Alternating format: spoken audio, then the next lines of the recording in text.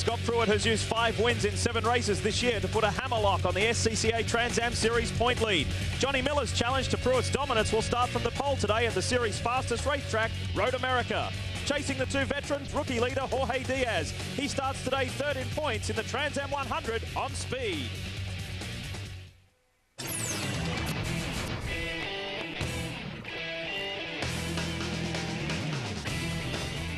For more than 3 decades, the Trans Am Series has come to race at Elkhart Lake. The roar of the big V8 on the long straights, a match made in motorsport heaven. Today, it's round 8 of the Trans Am Series for the BF Goodrich Tyres Cup, the Trans Am 100 at Road America. Well, with just 3 races to go, including this one, points is the real talking issue at the moment. There's just 40 that separate the top 2, Scott Pruitt and Johnny Miller, the Rocket Sports teammates. You can see there the remainder in the top 8, and Jorge Diaz Jr. showing particularly well in his debut season. The manufacturers is a big talking issue today as well, because that title can be clinched. Jaguar could bring up number 3 in the history of Trans Am Series racing. Hello everyone, I'm Lee Diffie along with Bill Adam. Welcome to Elkhart Lake for round 8 of the Trans Am Series for the BF Goodrich Tyres Cup. Bill, this place, Road America, is such a special place in Trans Am's heart, and it's great that the title's still open. Yeah, it's phenomenal history at this track. It's almost like racing at a park. It is so beautiful. But one of the great things about Road America is that it offers outstanding competition. Just take a look at this 4-mile track, and you see it has 3 long straights. Each of those straights, the Trans Am cars get over 170 miles an hour, and at the bottom of those straights, terrific wide braking areas just baiting you to try and get your passes done in there. Now, if you don't make it, good safety as well. So all of the drivers feel very, very comfortable around this ultra-quick track. The largest field in the 2003 season here today at Road America. And just quickly, good to see Justin Bell back in. There was a bit of a surprise in qualifying, and earlier Brian Till caught up with the guy who caused it. Well, it's all a Jaguar front row here, and Johnny, the last time you qualified on the pole, you put it on the top step of the podium at the end. Can you do it today? Well, we're going to try. Yeah, earlier this year we had a good race at Lime Rock, and yeah, we're going to try. We've got a lot of guys that want this pretty bad other than me, and but we're going to go for it. Well, one of those guys that wants it worse than Johnny Miller is Scott Pruitt. Scott, only the 2nd time you have not been on the pole, and it may comfort you to know that the guy that sat on the pole for the last 9 races here has not won. Well, that's why I took the outside pole. I knew that going into it, I said, you know what, I'm going to let Johnny take the pole, and I'm going to take the win. So, hi to my family at home. The car's good. We opted to go with a harder rubber. Goodrich has come here specifically every year up to this year, running the harder rubber. This year you had the option for medium or hard, and we opted for the hard. So, gave it up a little in qualifying, but certainly have more for the race. Well, it's all about the race, that's for sure, guys. And it really doesn't matter which one of these guys wins, as long as it's a Jaguar that ends up at the top step. They win the Manufacturers' Championship. Lee? Scott in a hurry to get off to work there, wasn't he? Essentially this year the rookie battle has been between Jorge Diaz Jr. and Bobby Sack. There is not much between those guys. That title race is not over. Earlier, Brian caught up with young Jorge. Well, the championship trophy is not the only one up for grabs. Jorge Diaz, the Rookie of the Year trophy, is up for grabs too. And what happened in qualifying has got to hurt you in that hunt. I don't think it really hurts me that much on the hunt. I just feel a bit upset. Our Dunku car was really good. We got 3rd in qualifying. It was our first time, and I guess technicality about the nose being a little bit too low really set us back. We really have a fast car, and it's going to be a long race, and I think we're going to have it at the end. We'll see. I like starting at the end, and I think it's all going to be working out. It won't be the first time we've seen Diaz come from the back. He's provided some fireworks this year, that's for sure. This is how they will line up in the Trans Am 100 today. It's an all Rocket Sports front row, and as Brian mentioned earlier, Johnny Miller's 2nd pole this year, the 4th of his Trans Am Series career. It is an all Revolution 2nd row, and outstanding qualifying efforts from those guys, Stu Hayner and Bobby Sack. Randy Ruhlman, very strong. That's his best grid position of the year. And Tommy Dreese is looking to capitalize after losing some points in the last round at Trois Rivières. We welcome Justin Bell back, as we mentioned earlier. He starts alongside Michael Lewis, who is a former winner here. Very quickly, Bill, what is the key as we roll through the remaining drivers on the grid? Well, a lot of it here is just flow, because this track is so quick. You really want to keep the car going and conserving as much momentum as possible. You've got a couple of very heavy braking areas, but again, the main thing is just keeping that high speed as smooth as possible. Great to see 21 Trans Am cars here at Elkhart Lake for round 8 of the series. We'd like to show you our onboard shots before we get going, and this is the guy right toward the end of the field, Jorge Diaz Jr. The Don Q Jaguar. We join Paul Menard. Paul is driving Paul Gentilosi's Rocket Sports Jaguar. Wisconsin native. He's been busy of late. We'll talk more about that later. Stu Hainer in the GMAC Commercial Finance Corvette. And Scott Pruitt in the Jaguar for Rocket Sports, right up front on the front row with Johnny Miller, the points man who could bring Jaguar perhaps their third manufacturer's title here today, or Johnny Miller could help as well. We are working our way toward green here at Road America, this magnificent race course in Wisconsin. Climbing the hill, one of the feature points of this circuit. Watch for the green. Here we go. It's Miller versus Pruitt off that front row. Miller will have the inside run. Look at them. They almost touch, but it looks like Scott Pruitt has got a run on him. I think he did. I think Scott got a great start, but remember, Miller has the inside down to this very fast right-hand turn one. Look at Pruitt trying the outside. Pruitt does not want to give up, and Scott Pruitt takes the lead just out of turn one, through two, down the hill into three. What a tremendously brave move to do on cold tires. Now let's see if Johnny's going to tuck it and try and maybe draft him down the back straight.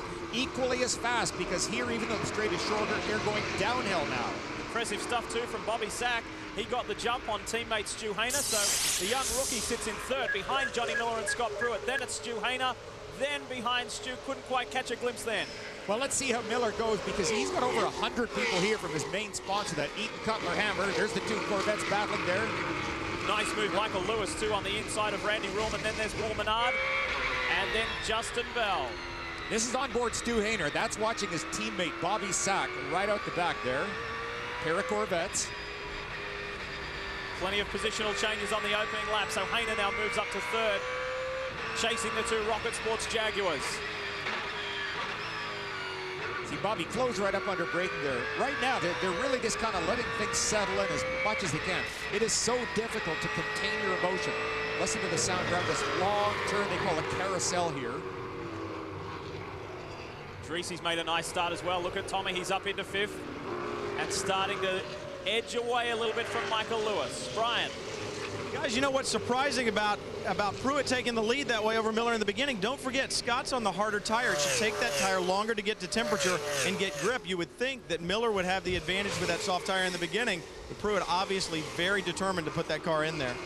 I agree. I think that's a very, very good point to bring out, that Scott really should not have had the grip that Miller had. But I think one of the things that Johnny Miller is looking at is trying to sustain some sort of momentum at this part. He came second at the last race at Trois-Rivières, but prior to that, had a horrendous run of bad luck. Just everything was going wrong for him. So maybe right now he wants to let things stabilize.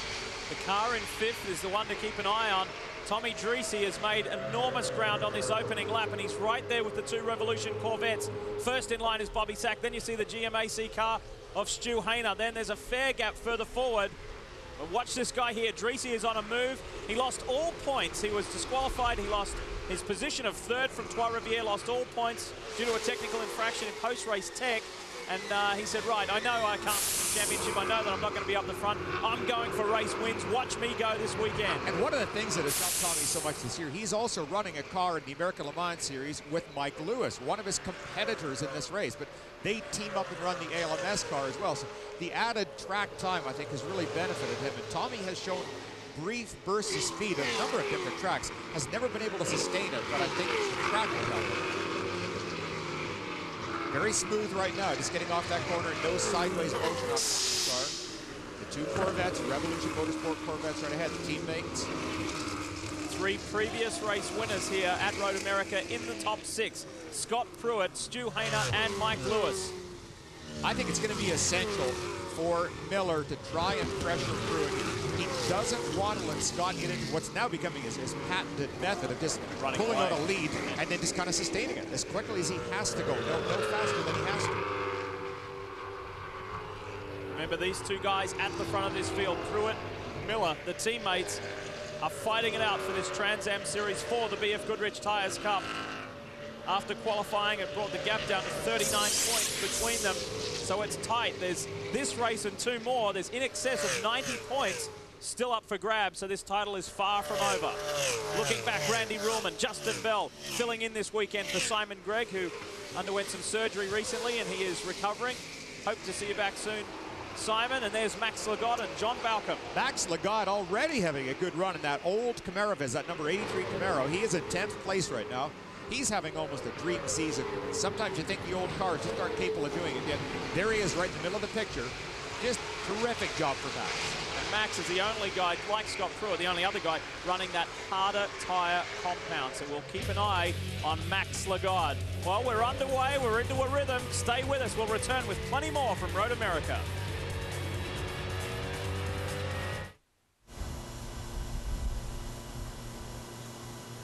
Welcome back as we continue, and you see some of the beautiful sights around this magnificent place, Elkhart Lake, here in Wisconsin. Back to the track, and nothing has changed up front whilst we're away. Scott Pruitt still holds a narrow margin, less than a second over teammate Johnny Miller. There's a great scrap going on for second, third, fourth, third, fourth, and fifth. The two Revolution cars still holding Tommy Dreese at bay. And behind him, Mike Lewis, Paul Menard, Ruhlman, Bell, and Lagarde round out the top 10. I can tell you that on the last lap, Jorge Diaz came from 19th, working his way up to 15th. So slowly, slowly, the Puerto Rican is getting there. One of the things we like to remind you of in this 2003 season is the Fast 5 lap. They are now on it. And if you don't know, the Fast 5 lap is something new that was initiated this year, instigated this year as an incentive for championship bonus points. Any driver that is within 5 seconds of the race leader earns a bonus championship point. And we are on that lap right now, and we will tell you at the end of this lap who gets it.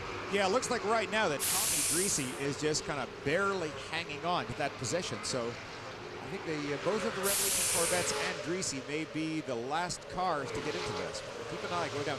Now, look at the back of Stu's GMAC Commercial Finance Corvette right there in the picture. It looks like he may be having a little bit too much rear brake at this point, and that the back of the car is dancing just a tiny bit under braking, just swerving back and forth. He's trying to maintain as equal brake temperature as possible all the way through, because it's nice to have good brakes at this track. Boy, you're coming from 170 all the way down to 60 miles an hour 3 times. Hayner currently sits 5th in the championship ahead of his younger teammate, Bobby Sack, who is 6th and 2nd in the rookie chase. Look at young Bobby hanging in there.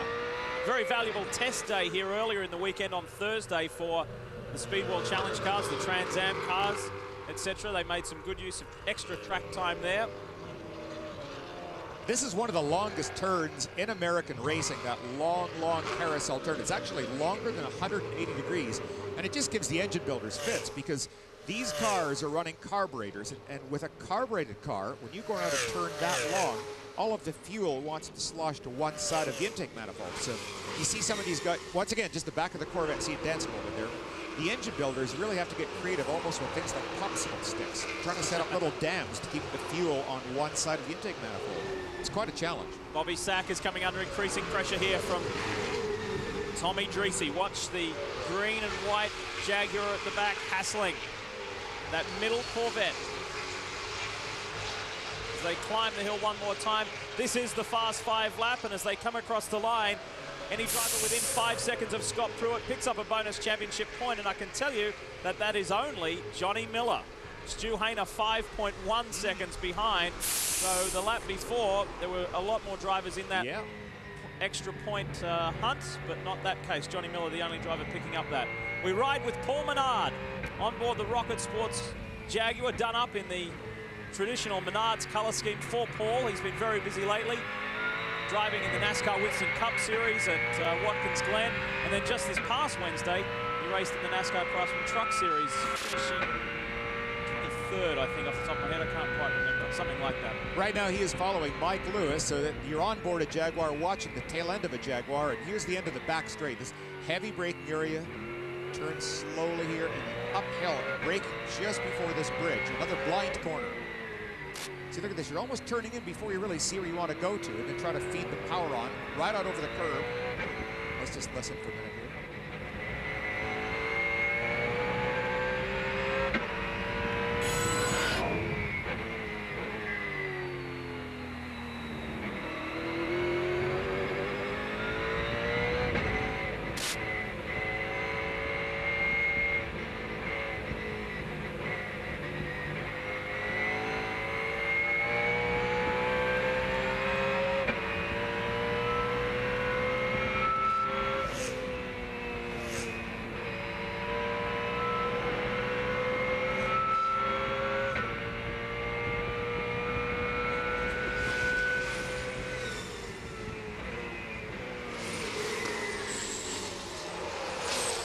Paul Menard putting pressure on Mike Lewis. Wow. This is good, close racing.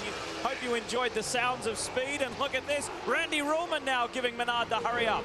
Good tight racing, and they're starting to catch up, edge a little closer now to Tommy Dreese. So we could see perhaps anything up to a 6-car battle in 2 or 3 laps. And Dreese's in pit lane. Tommy Dreese has come into the pits very early. And you can see Greg Pickett's car there as well. So this is very unexpected. Once again, this track is tremendously hard on the cars because you have this long, sustained pull on the motor. You get tremendous temperatures building up inside the engine. Looks like they're going to take the hood off and check something up front in the motor. Brian's there. What's happening, Brian? That's exactly what they're doing. They're pulling the hood off. They don't know what the problem is. Looking on the right side of the engine, it looks like they're looking at a spark plug wire, trying to make sure that they're all attached. He must have a misfire in the engine. He will not go down a lap if they can get him out pretty soon because it takes so long to go around this 4-mile circuit, but obviously out of the hunt here, Lee. Yeah, that's a shame. That is a big shame for Tommy Dreese. He was having a great run.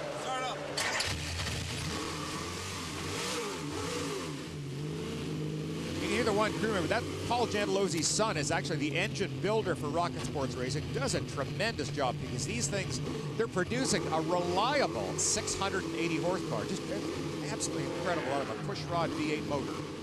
Look how anxious Tommy is to get going. Oh, he for wants sure. to get back out there. He does not want to go down a lap.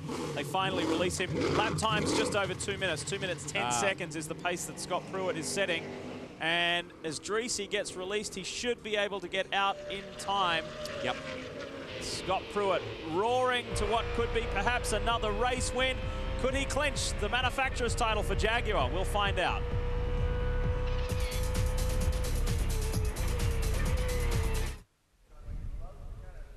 Welcome back to Road America. Just a quick reminder that later this afternoon, right here on Speed at 2 p.m. Eastern, we have live and exclusive coverage of the latest round of the American Le Mans Series, the Road America 500. Hope you can join us for that. It should be an exciting afternoon of racing.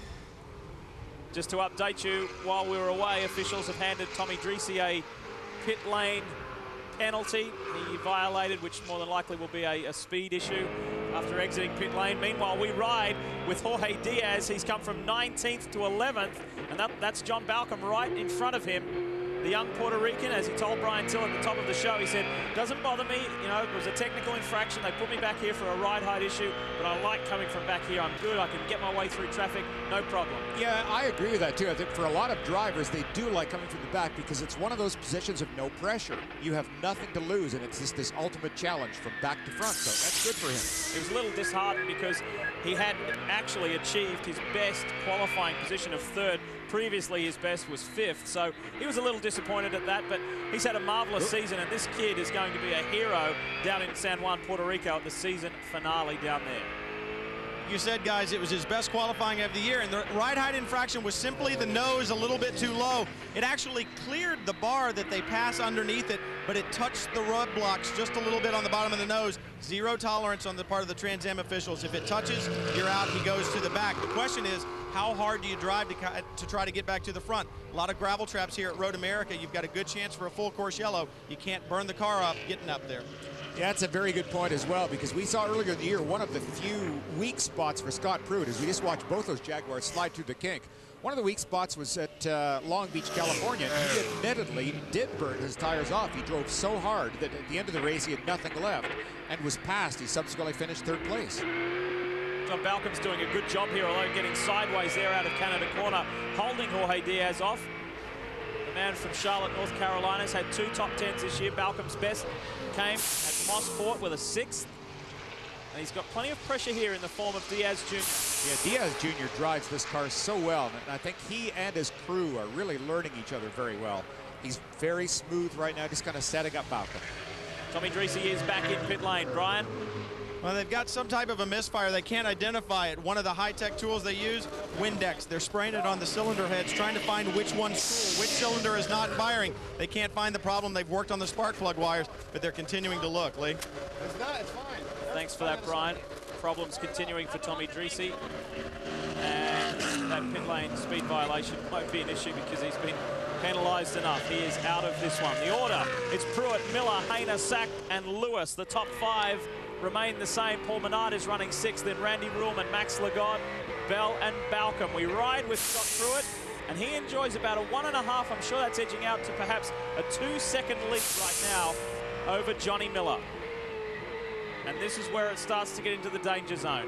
Is this the beginning of Pruitt running away? We'll see when we return if Johnny Lightning can go with the former Champ Car star.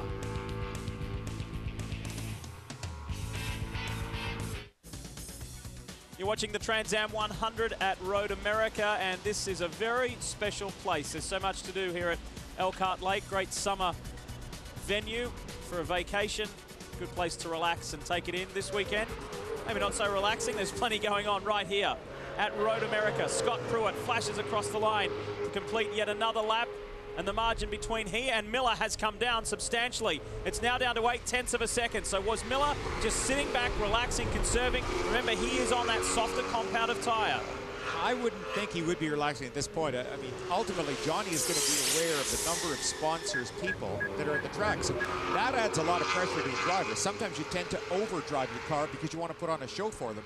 But I'm more concerned about Scott Pruitt, as maybe he back into one of these modes of just going quickly enough. And we've seen him do it all season long. He admits that he and the crew are getting closer and closer all the time. They've really formed this bond, and they understand how to set the car up to his liking. So he looks like he's in cruise mode. We were mentioning earlier that the manufacturer's title is on the line here today. Jaguar can clinch that.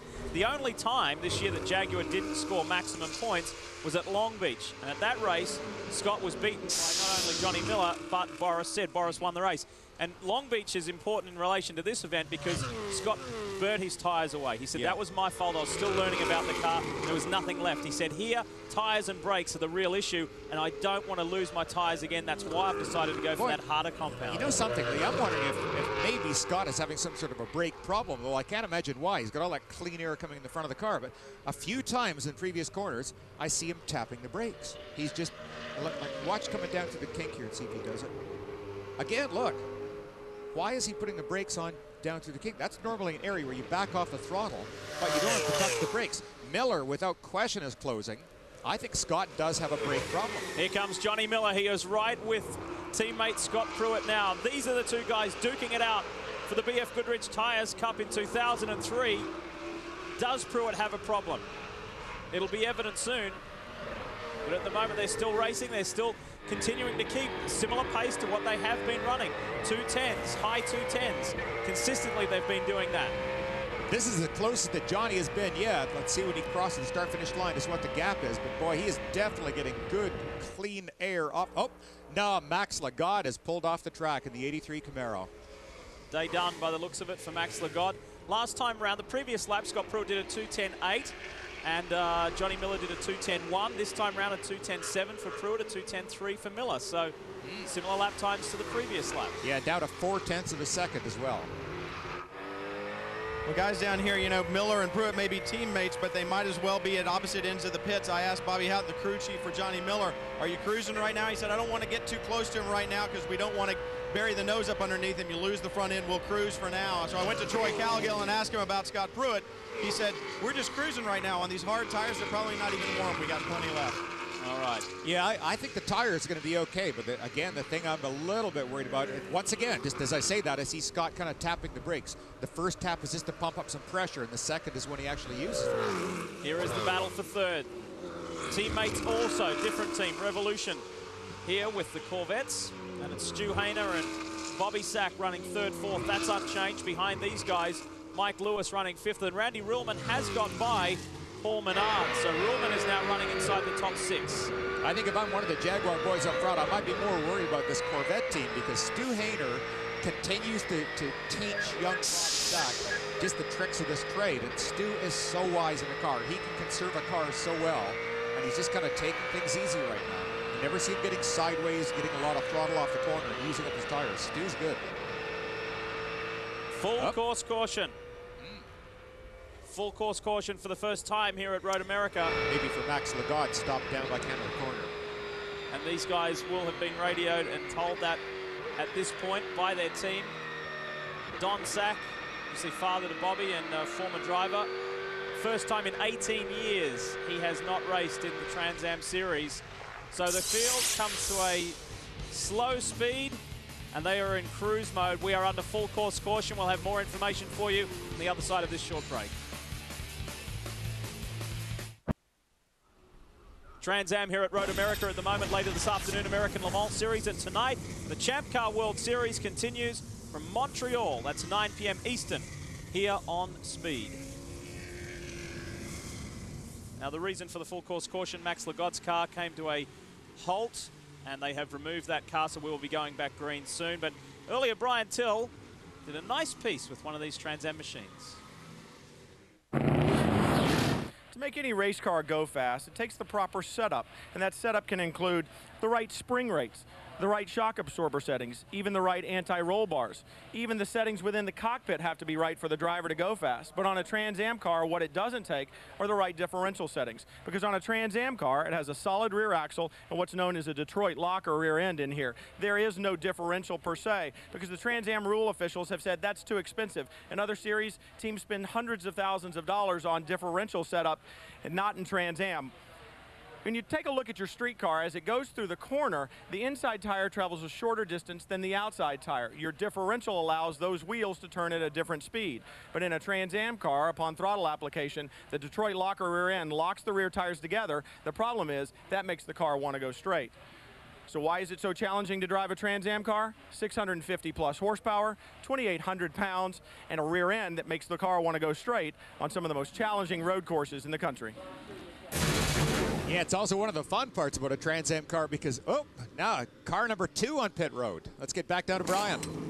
Disappointment on the part of the Revolution team. Stu Hainer had some type of a vibration he felt from the rear end of the car. So they came in, they're changing rear tires. They're looking underneath it. Got a problem like this at Sears Point. And any pit stop here costs you dearly. They are lucky that there's a yellow flag. But they've got problems with the left rear lug nut right now. They're trying to get that sorted out and get him back on track. Hopefully the tire was the issue. Yeah, actually, the problem was with the gun on the left rear tire. The fella couldn't get it off the unlock setting. You see him trying to hit the little hammer back and forth, and it kept taking the nut back off the wheel. Oh, I hope that's not a differential problem, because remember at Three Rivers they did run into mechanical problems with that axle. That's what they're looking at, actually. So frustrating times down there in the Revolution camp. Well, I heard him say it appears to be okay. One of the things that they really have to take a look at here is when they're going around this track, when you get offline, the amount of rubber that's hanging around can really build up the debris on the tire and give you a tremendous balance, just like losing a weight off the wheel on your street car. And they're sending Stu. He is released, good to see, and still under caution here. That will help him, that will enable him to get back on the end of the line and still be in this race, but with some extra work to do. Short break, then we'll go green on the other side of this. Welcome back to Road America. As we mentioned at the top of the show, more Trans Am Series racing here at this circuit than any other in North America. And look at that list of former winners. Some very, very famous names on that list. Yeah, who's this guy, right? David Hobbs. David Hobbs. And the list continues. There you can see that Scott Pruitt has won here. Mike Lewis has won here. Stu Hainer. 3 drivers in this race. And obviously Paul Gentilozzi, his car being driven today by Paul Menard. Brian, what do you have about the Revolution car of Stu Hainer? It didn't take long for Hainer to get halfway down pit road and radio back. He still has the vibration. They'll bring him back in to check that. Meanwhile, Bobby Sack has a great day going. Best qualifying for him all year long. You know, we're running with ALMS cars this weekend, and the very dominant GTS Corvette, they've helped. That team has come down and helped this Revolution team, especially Dan Binks, who's the crew chief there. They've given him a lot of setup help and some aero help, and it seems to have really worked for these guys today. It's the bad luck that has Stu Hainer. And we'd like to remind you that later today at 2 p.m. Eastern, you can catch the American Le Mans Series right here. The Road America 500. Plenty of interesting racing in all 4 categories. The various battles continue. We're winding our way towards green, and that caution certainly helped. Jorge Diaz Jr., we'll talk more about him in a moment. We ride with race leader Scott Pruitt as he crests the hill coming towards the green. What does Johnny Miller, the second car in the line there, have for Pruitt, the championship leader? Yeah, Johnny Miller did a pretty good job staying pretty close there, and I think, if anything, he has to be cursing that yellow flag situation right there, because it appeared, right up underneath Pruitt. Wow, that is so close. Johnny just up there on turn 1. Now he's got another shot down here at the end of this quick straight. It's allowed everyone to take a breath, regroup, get back together, now get back on it. Perfect exit off that corner. You saw Pruitt getting right to the edge of the road. Miller trying to stay tucked up in the draft. But I was about to say, before the yellow came out, it looked like Scott might have been having brake problems. So for Miller to see this, to suddenly allow Pruitt to cool his brakes, that's not what he was hoping to see. Well, the man who was running up front and having a tremendous run earlier today is Tommy Dreese, and he's with Brian. Hey, well, Tommy, I'm standing here. I'm looking at your legs. I'm looking for the snake bites, buddy. I mean, this has not been a good season for you so far. Well, we've been, top 3 every single weekend. We come here, we're the fastest, we're the second fastest, we're the third fastest. And then these mechanical glitches, this race, we had a plan, try to get by Randy. We stayed behind the white Corvettes, and, I was driving with one hand. Just waiting for a yellow to come out, or just waiting for their time to go away. And I think we had something for both those 2 cars up front. Well, unfortunately, his bad luck continues, Lee. Yeah, shame for Tommy there. He misses this one, but he will be back next week on the streets of Denver for the second to last round of the Trans Am Series. Look at this, top 3 bunching up. What a drive for Bobby Sack to run with these top 2 guys, Pruitt and Johnny Miller, and they have left Mike Lewis behind. Yeah, tremendous pressure there. I think Johnny Miller really came through that kink so quickly. He actually closed on Pruitt. And that's one spot where I thought with Pruitt's experience he would go a little bit better, but he didn't. I think maybe Pruitt has got something not quite right with that car, and I wonder, he might have gone to the wrong choice of that hard tire. The orange and blue Corvette at the end of that second group of cars you saw there. Justin Bell back with his old team, De Haag Motorsports, just for this round. He's right behind Paul Menard. Then it's Randy Ruhlman. Then it's Mike Lewis. So 2 groups here going hard at it in the top 10. Yes, so close up the front straight here. Everybody drafting 170 miles an hour up towards turn 1. Again, Pruitt seems to stretch out a tiny bit on the straight. And let's see if once again that maybe Miller and Sack can close up down the back. Here you see 1, 2, 3. It's Pruitt, Miller, and Bobby Sack. We've lost Randy Ruhlman. Boy, oh boy, and he was having a great run. He's trying to refire the car. That's just raw gas and hot exhaust pipe. He got it.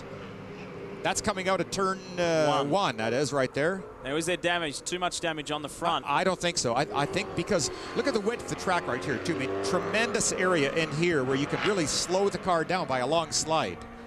Got replay off tape here. Talk us through, Bill. All right, as he's come, well, now I wonder if he got tapped. That's pretty unusual, and he was sideways very early on. Is that a little bit of damage? Hard to tell. And the front end looks good. Randy Ruhlman is back at it, but has lost a lot of places. What a shame. He was running 5th. He was elevated to 3rd at the last race after Tommy Dreese was excluded from those results. So that was his season's best result of 3rd. And one of his favorite tracks, Trois Rivières, running in the top 5 here. And now Randy Ruhlman has a lot of extra work to do. Back up front. Pruitt, he's edged away from Miller whilst we were looking at that Ruhlman incident. So some room to breathe now for Scott Pruitt. Miller is still being hounded by Bobby Sack. Will they compact again? We'll find out. Mike Lewis seems to have dropped the others behind as well. Stay with us.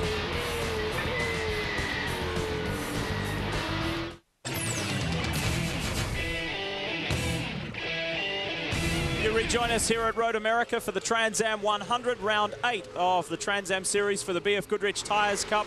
Points leader Scott Pruitt could be on his way to his 6th win this season. He leads Rocket Sports teammate Johnny Miller and Bobby Sack. What an incredible record for Scott. He is just setting standards, I think, every time he comes out in this car.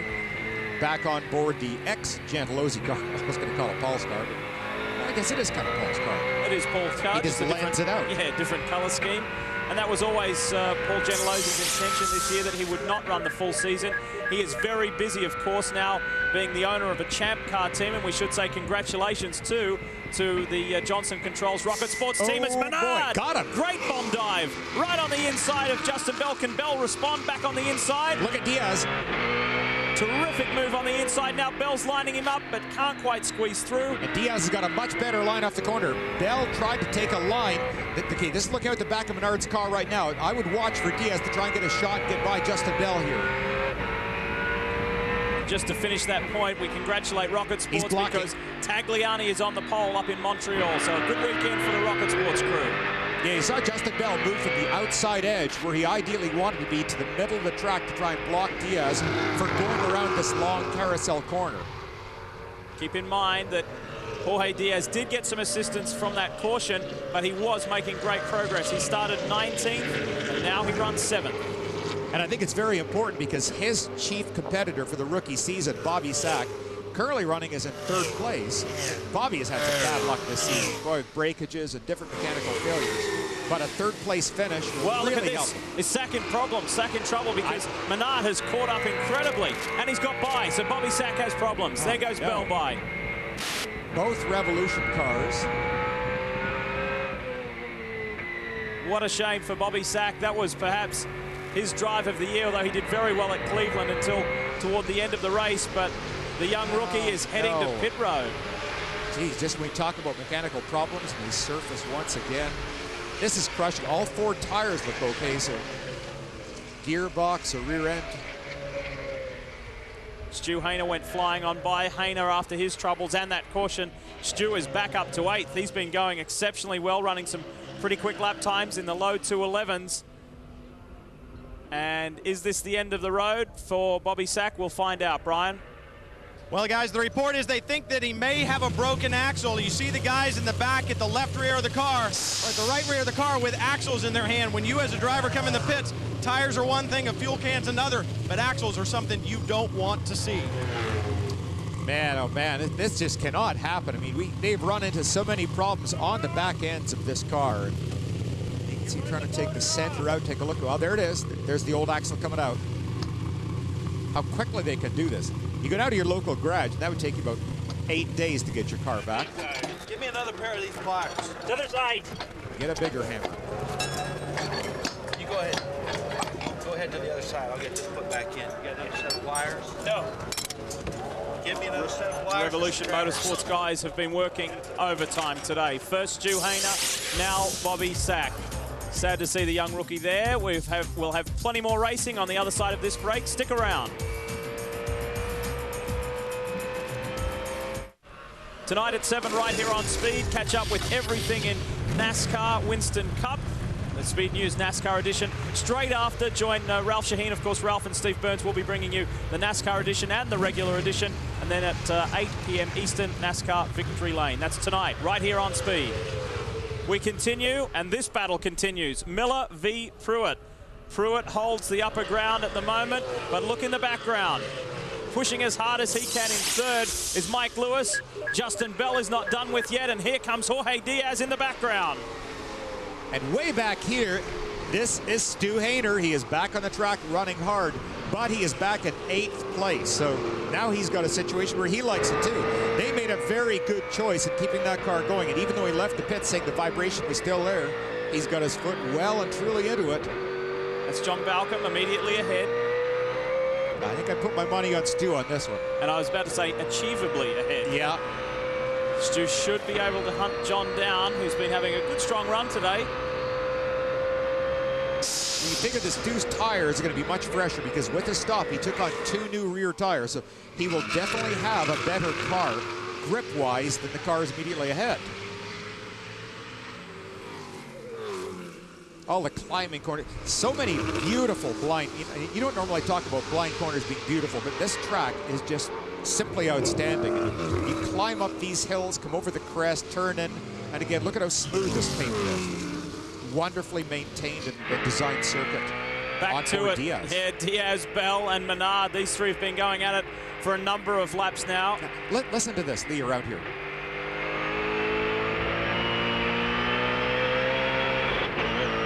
A little bit of wheel spin, just going around. That corner is so long that you actually have to get under full throttle when it's...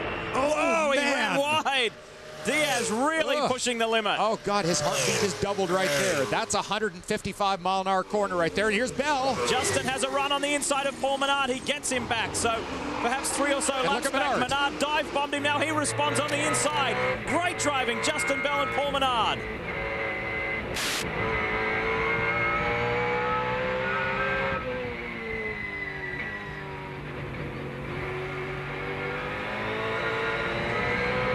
Beautifully done as they come up the front straight, this climbing front straight up the hill, and just off the tail of Paul Menard's car, the car that we're currently on board, Jorge Diaz is lurking.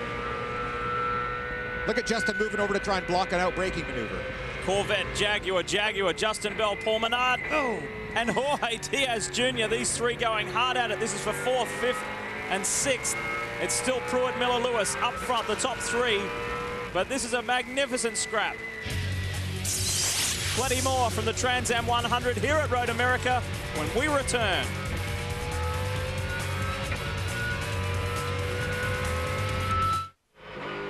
We're back at Road America, continuing here. You ride with race leader Scott Pruitt, who has less than 1 second lead over Johnny Miller. And there's shades of Trois Rivières here. I asked Johnny earlier in the weekend, I said, thanks for giving us such a race. Great race up there, first off, but what was the story then? He said, I gave it everything I had. He said, I just couldn't quite get Scott. It was a great race. We were both pushing hard, but I just couldn't quite get him. And he said, this weekend I would really like to get him. Ah, yeah, he has been inspired. Now we've just received word that there is a full course caution.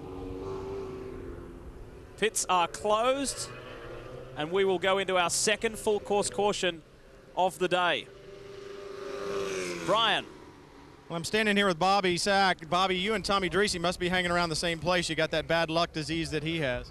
Yeah, I guess so. You know, Revolution Motorsports Corvette was, I mean, it was really, really good today. I think that other than Stu, you know, I was the 3rd best car out there, and I was trying to save the tires, and I think now with the yellow coming out, I would have had a shot at him. I think we would have guaranteed a podium spot. But, you know, it's too bad. We had a lot of people here from GMAC, Commercial Finance, and Trenton Forging, and, you know, it's just a shame. But I'd like to say hello to Jenny at home. And for the rookie battle, that had to hurt because we know that Jorge had to start so far back. Yeah, it did. You know, I mean, kind of got a break there, you know, in qualifying, and Jorge, and, you know, good luck for me, bad luck for him kind of thing. I know he was up there, you know, under that first yellow, but I think, you know, people were maintaining distance, and I was pulling away from them, and I think we had a shot to make up some points, but, you know, it's probably over now. But now we're just going to go for the wins. Disappointment pretty evident there with young Bobby Sack. A good strong run early. We'll remember that, Bobby. Don't worry about that. You may not have the result this weekend, but perhaps next. We'll be back.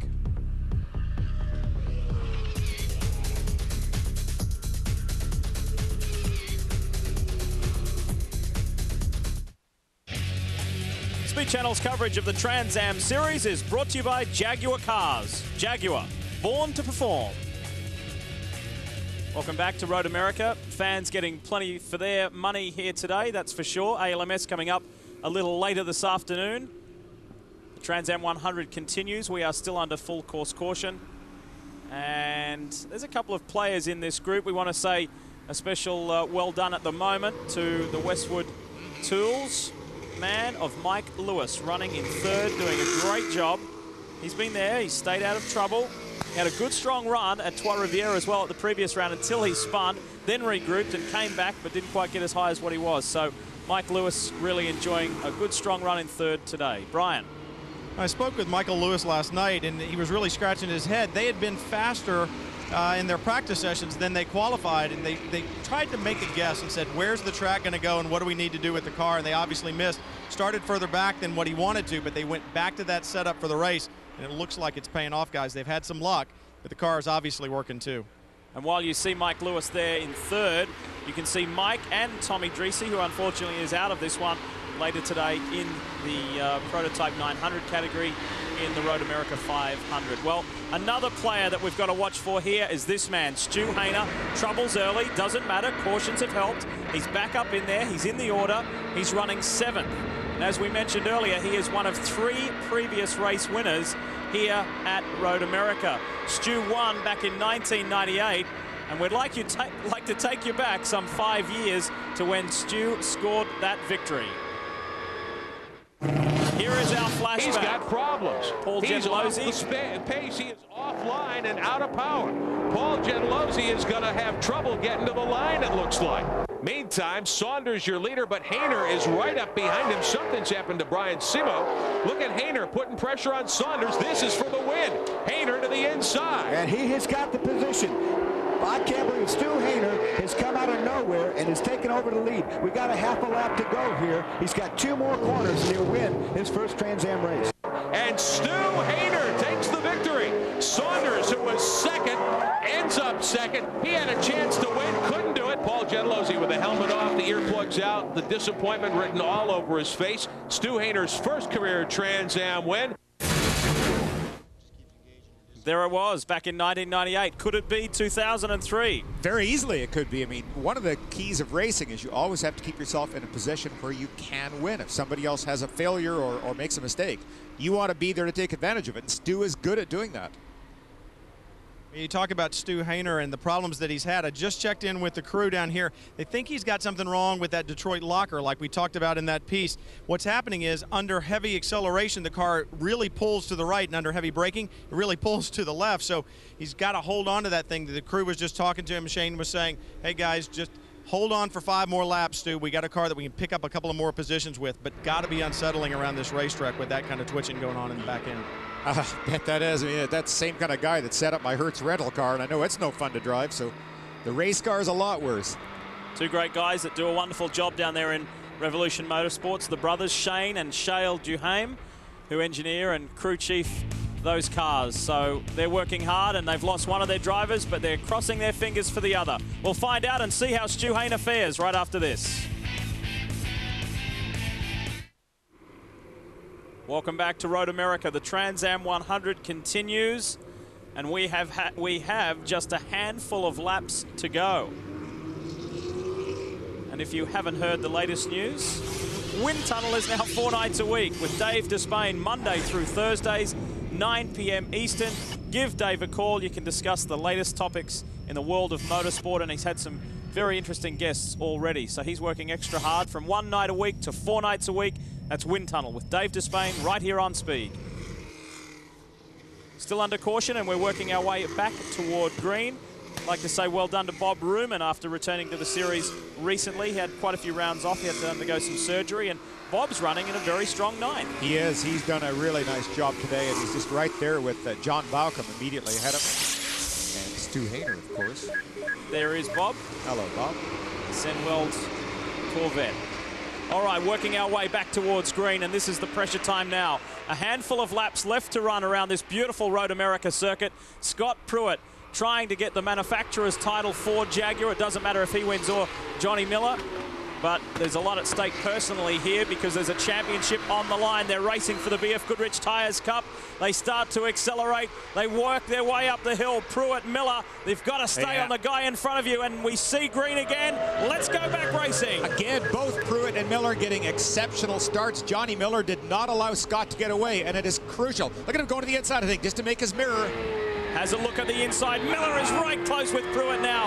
Can Mike Lewis hang with these guys? And right behind him, it's Justin Bell, Paul Menard, and Jorge Diaz. And keep your eye out for that white Corvette, the Revolution machine of Stu Hayner. You know, one of the good things, right? Oh, here we are. We're on board, Stu. That's right. Jorge Diaz almost gave him a bump coming onto the back straight. Look at the Jaguar actually pull away a little bit. Better horsepower in that Huffaker Jaguar up ahead of us. Most of the Jaguars in the race, Rocket Sports Engineering.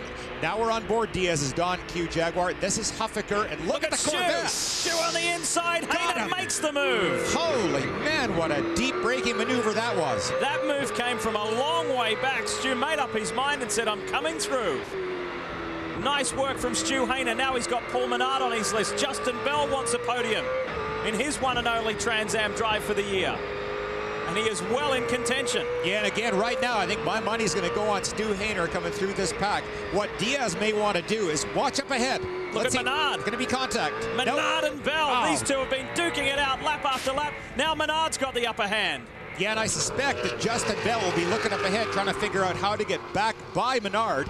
May not be aware that just off his tail. Look at Hayner. Nice tight inside line because of those fresh tires in the back of his car. Now it's Corvette on Corvette. Let's see what the Revolution car has for Jim Durhag's car. Down through the kink, pretty much equal. Looks like Jimmy Durhug's car went through the kink even better than Stu's. Stu's the back end of the car sliding a little bit. This is late breaking into Canada corner. Justin Bell up the inside. Oh, contact! Got him! Bang. Oh no, that's a penalty. Bell went in there very deep and KO'd Menard out into the sand trap on the outside of Canada corner. And we will wait for a decision. That was pretty forceful stuff. Oh boy, that was just a move that didn't have a prayer of making it. Justin should not have tried that move.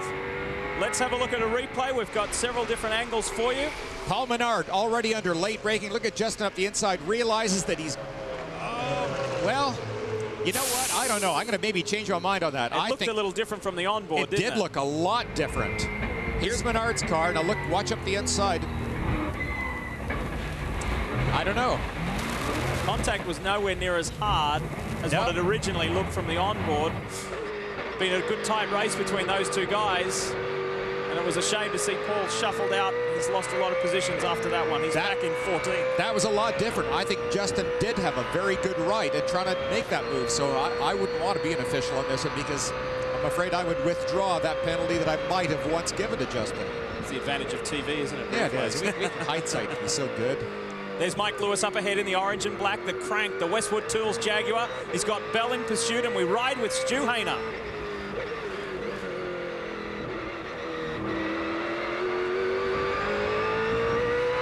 Time to sit back and enjoy the sounds of speed.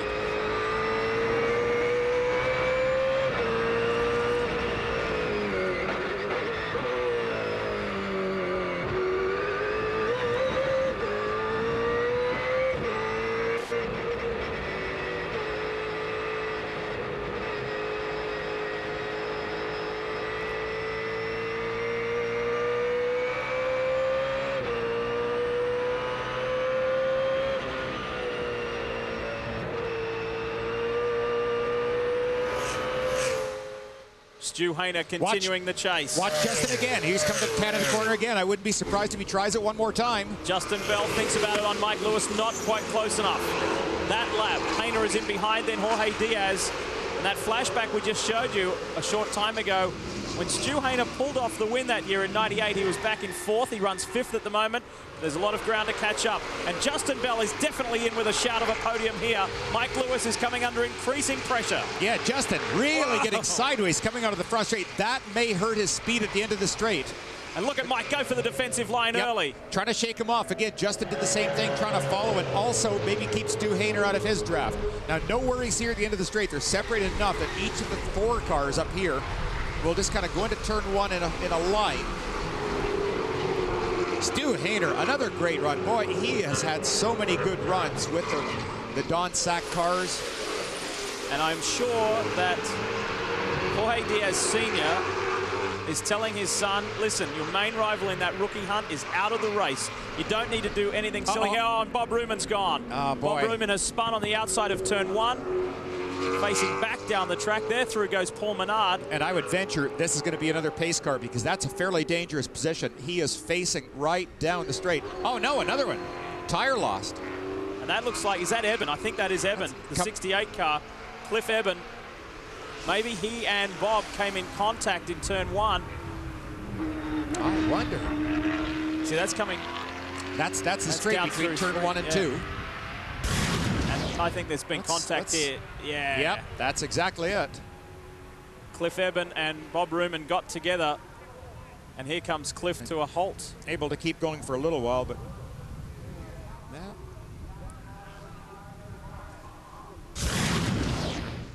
and we've lost 22 as well. Ah, geez. So problems there for Brian Kabinski. Everybody partying at once. And yes, we are under full course caution. Well, they have to because particularly at the end of the straight, the cars are going down there at 170. If anybody had a brake failure, you'd go right straight through and hit that car sitting in the sand strap. Sand strap, I can't say it right. Sand trap, golfing.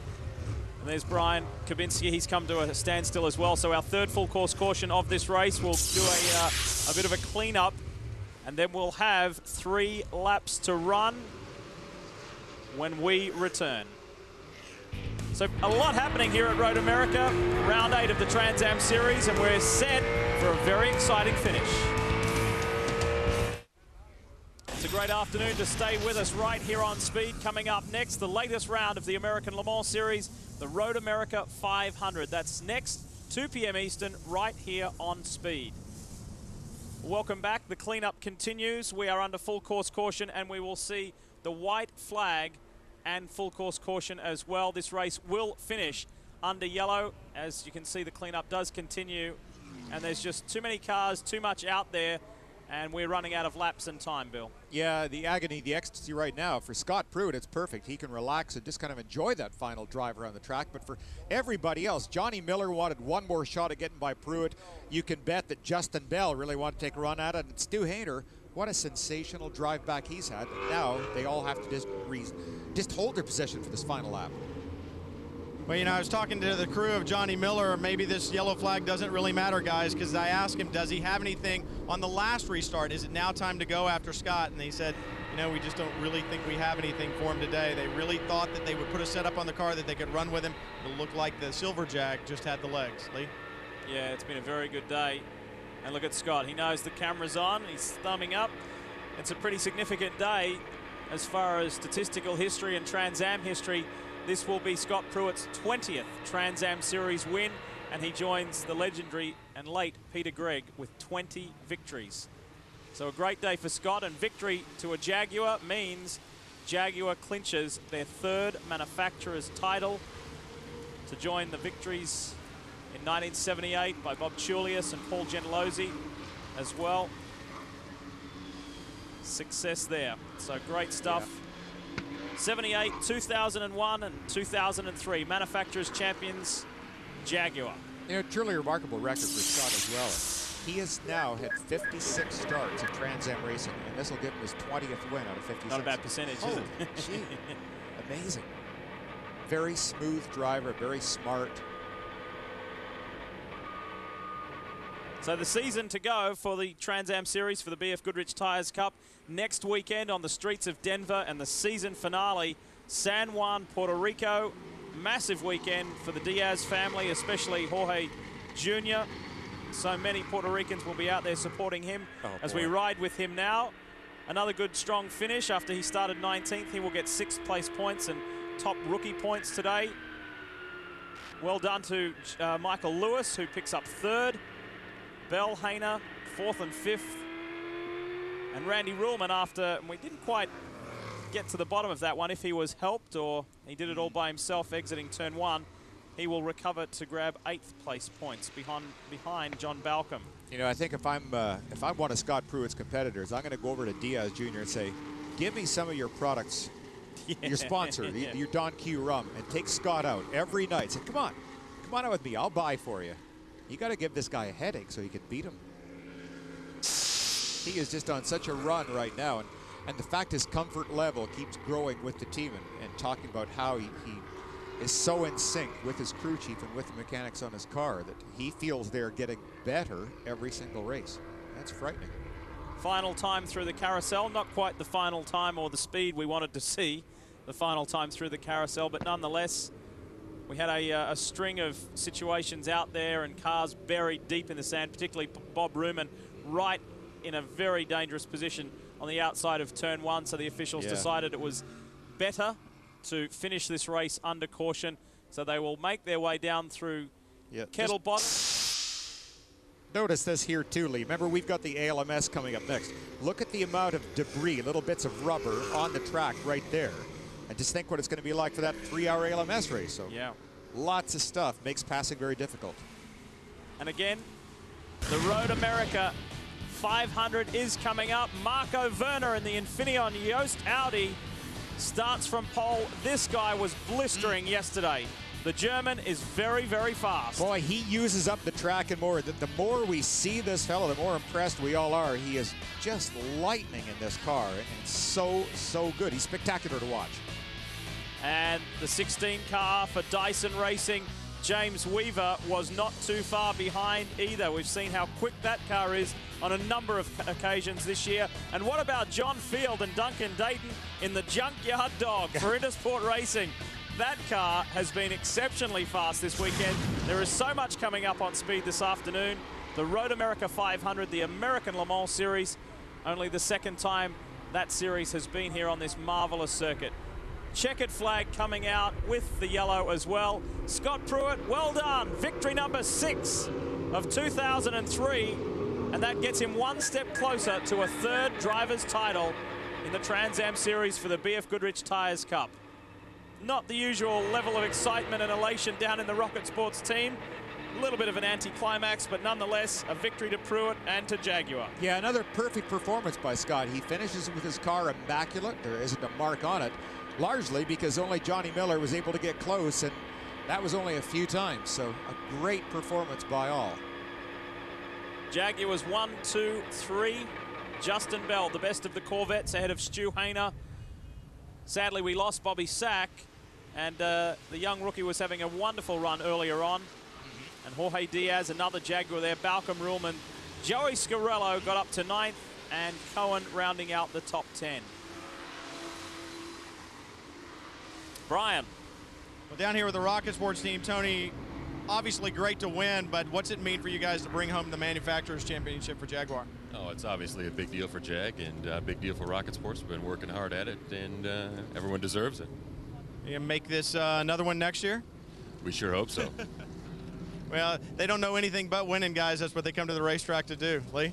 Yeah, that is Tony Gentilozzi, Paul's son, and Bill was mentioning him earlier. He does a wonderful job with those engines. And the Rocket Sports team successful again. We'll take a short break. We'll be back to wrap it up. Hope you can stay with us. A busy afternoon on Speed. Stick around.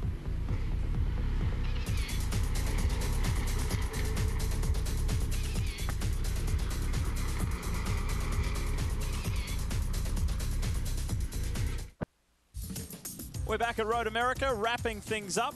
Look at the top 10, Pruitt, Miller, Lewis, the podium place getters. Justin Bell, great return drive to the Trans Am Series, and Stu Hainer, the 2 Corvette drivers there. Diaz from 19th to 6th, Balcom Ruhlman, Scarello, and Cohen rounding out the top 10. Time now to hear from our race winner. Here's Brian. Well, guys, not only is he fast, he's smart. You told us at the beginning you slowed down a little bit in qualifying to take the outside because you know the pole sitter doesn't win. Yeah, right. Absolutely. I mean, that's the way it goes. Hi to everybody at home. I hate it for the fans. You know, I hate in and under yellow. It's really disappointing for everybody. We wanted to race to the checkered. Johnny had a lot on me today. We were pacing the field, no question about it. Fortunately, we brought the number 7 Jaguar home. Made a few more points in the championship. The guys did a terrific job. Jag, Rocket Sports, everybody, and on to Denver. And the Manufacturers Championship. And the Manufacturers. Congratulations, Jag. Awesome. Well, look for Jag in Pruitt's driveway when he gets back home, guys. Very good effort there from Scott Pruitt, and rightly so, he should be pleased. So an excellent effort there, and yeah, it is. Scott alluded to that there. It is a little bit of an anticlimax, but nonetheless, good victory there. Let's find out from more. Let's hear more. Brian.